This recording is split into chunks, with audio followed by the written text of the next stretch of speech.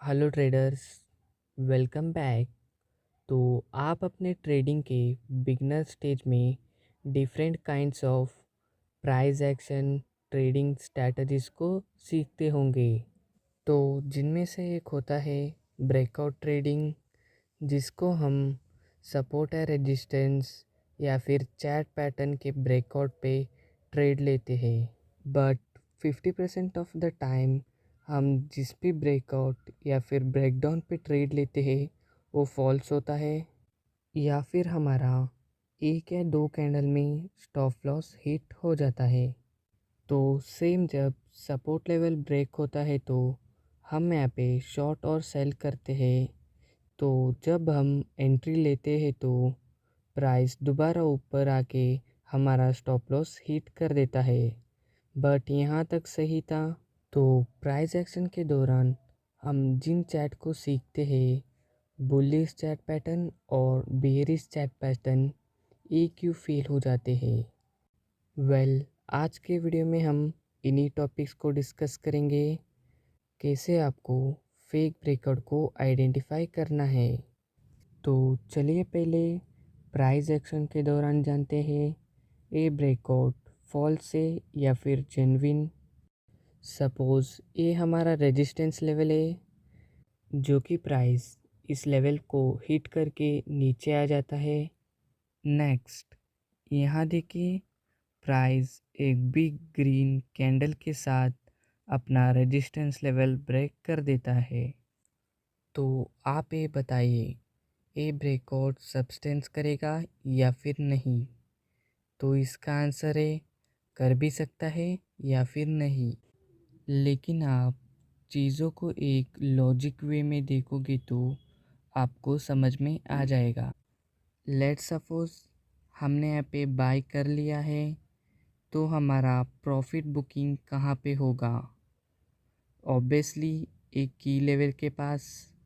According to the this trend हमारा key level एक resistance level है।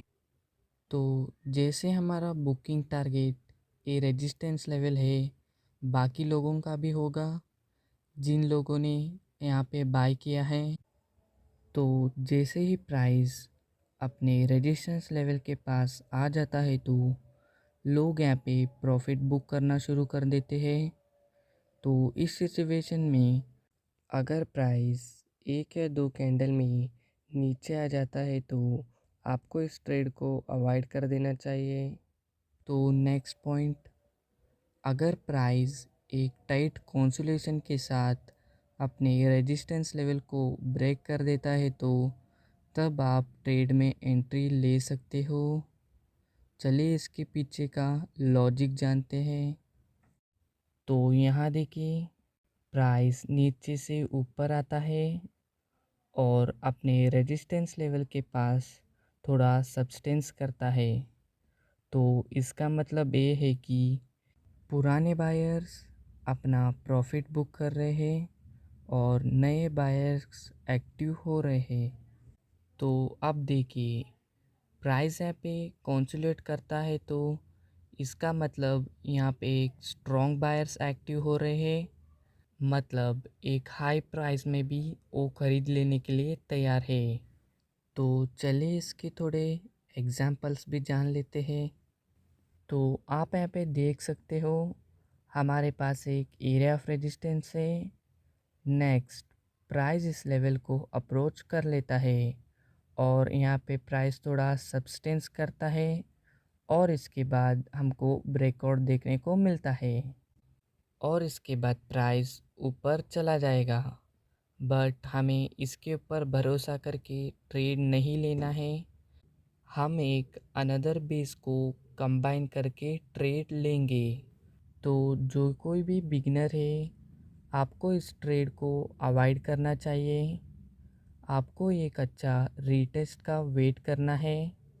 अगर आपको एक अच्छा रीटेस्ट मिल जाता है तो आप एक बुलिश कैंडल या फिर बेयरिश कैंडल के साथ एंट्री ले सकते हो।